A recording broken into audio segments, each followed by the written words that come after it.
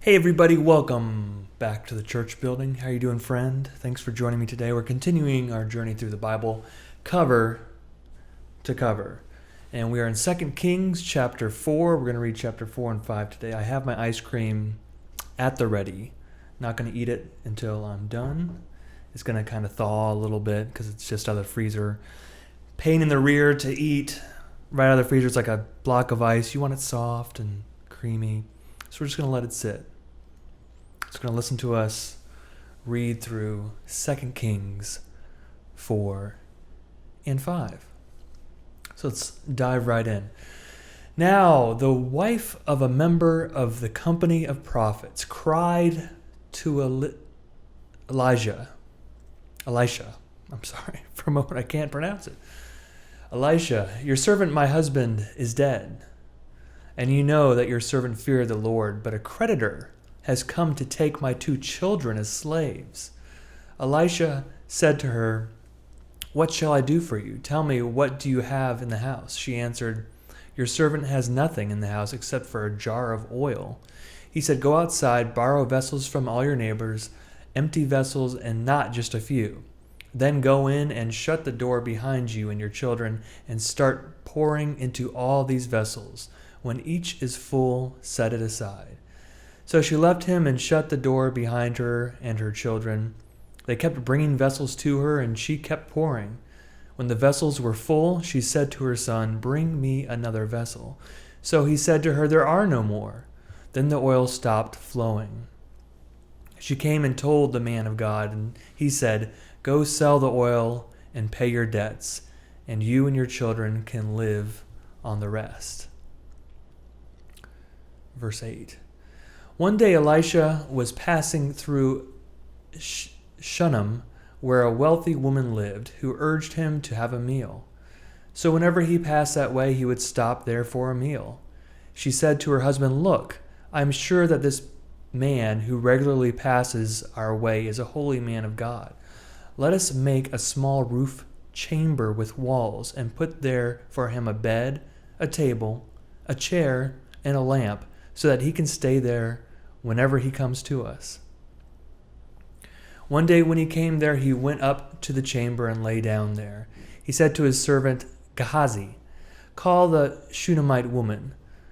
When he had called her, she stood before him. He said to him, say to her, since you have taken all this trouble for us, what may be done for you? Would you have a word spoken on your behalf to the king or to the commander of the army? She answered, I live among my own people. He said, what then may be done for her? Gehazi answered, well, she has no son, and her husband is old. He said, call her. When he had called her, she stood at the door. He said, at this season, in due time, you shall embrace a son. She replied, no, my lord, O man of God, do not deceive your servant.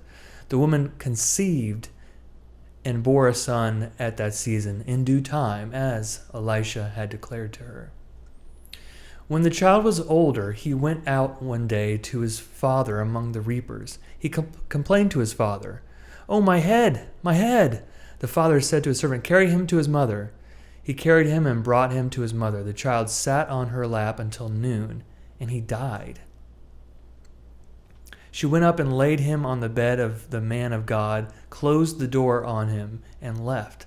Then she called to her husband and said, send me one of the servants and one of the donkeys, so that I may quickly go to the man of God and come back again. He said, why go to him today? It is neither new moon nor Sabbath. She said, it will be all right. Then she saddled the donkey and said to her servant, urge the animal on. Do not hold back for me unless I tell you. So she set out and came to the man of God at Mount Carmel. When the man of God saw her coming, he said to Gehazi, his servant, look, there is the Shunammite woman. Run at once to meet her and say to her, are you all right? Is your husband all right? Is the child all right? She answered, it is all right. Wait, didn't her kid just die? It's not all right. Verse 27. When she came to the man of God at the mountain, she caught hold of his feet. Gehazi approached. Sorry, man. Didn't bring a drink today. Gehazi approached to push her away, But the man of God said, "Let her alone, for she is in bitter distress. The Lord has hidden it from me and has not told me." Then she said, "Did I ask my Lord for a son? Did I not say, 'Do not mislead me'?" He said to Gehazi, "Gird up your loins, and take my staff in your hand and go. If you meet anyone, give no greeting, and if anyone greets you, do not answer. And lay my staff on the face of the child." Then the mother of the child said, "As the Lord lives, and as you yourself live, I will not leave without you." So he rose up and followed her. Gehazi went on ahead and laid the staff on the face of the child, but there was no sound or sign of life. He came back to meet him and told him, "The child has not awakened." When Elisha came into the house, he saw the child lying dead on his bed. So he went in and closed the door on the two of them and prayed to the Lord. Then he got up on the bed and lay upon the child, putting his mouth upon his mouth, his eyes upon his eyes, and his hands upon his hands. And while he lay bent over him, the flesh of the child became warm. Verse 35, he got down, walked once to and fro in the room, and got up again and bent over him. The child sneezed 7 times, and the child opened his eyes. Elisha summoned Gehazi and said, "Call the Shunammite woman." So he called her. When she came to him, he said, "Take your son." She came and fell at his feet, bowing to the ground. Then she took her son and left. When Elisha returned to Gilgal, there was a famine in the land. As the company of prophets was sitting before him, he said to his servant, "Put the large pot on and make some stew for the company of prophets."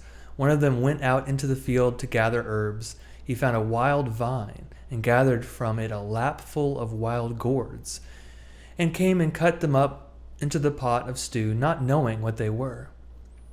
They served some for the men to eat, but while they were eating the stew, they cried out, "O man of God, there is death in the pot." They could not eat it. He said, "Then bring some flour." He threw it into the pot and said, "Serve the people and let them eat." And there was nothing harmful in the pot. I guess he cleansed the soup.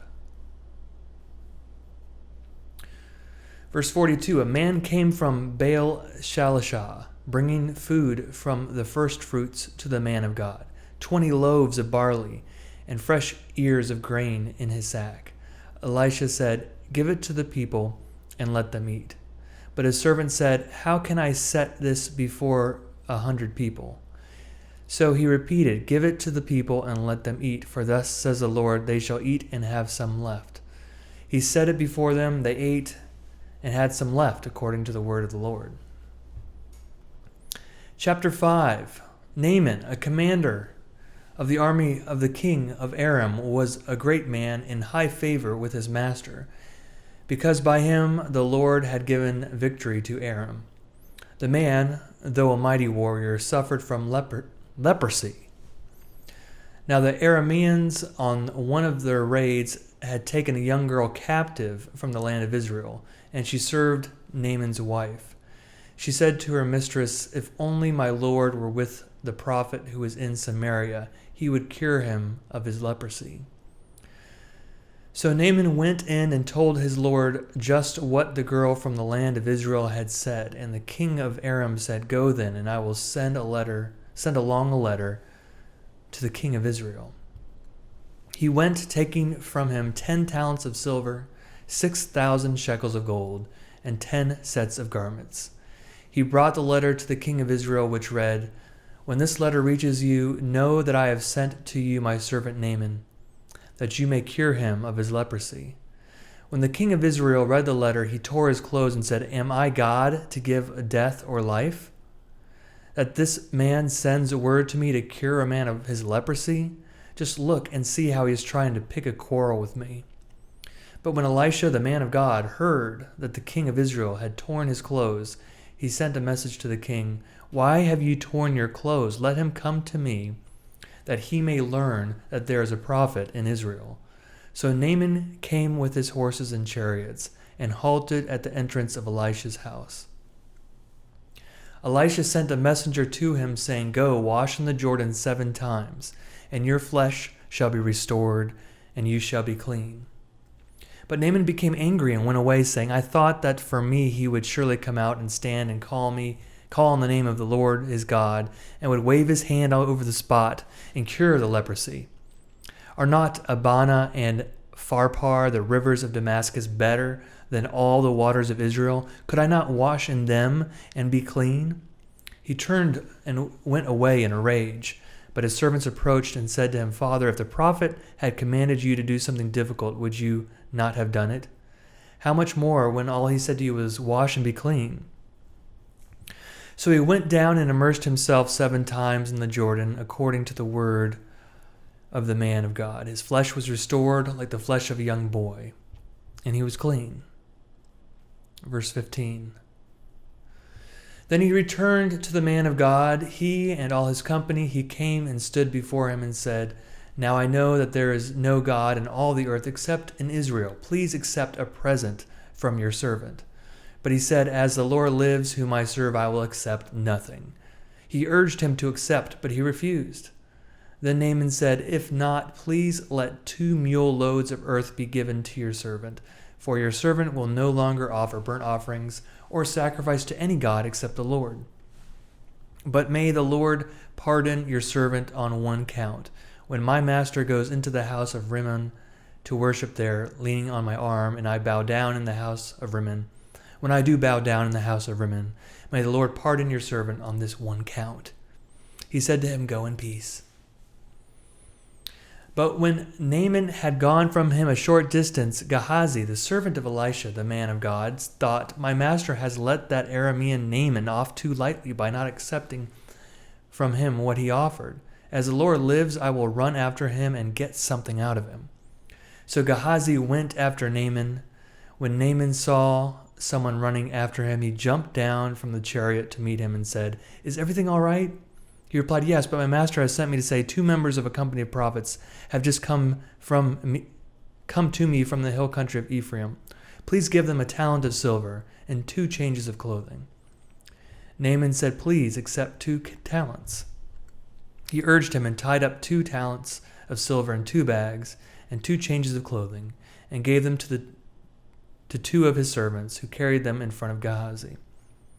When he came to the citadel, he took the bags from them and stored them inside. He dismissed the men, and they left.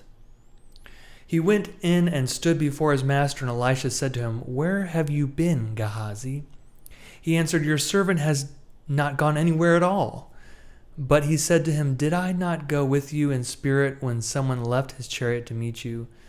Is this a time to accept money and to accept clothing, olive orchards and vineyards, sheep and oxen, and male and female slaves?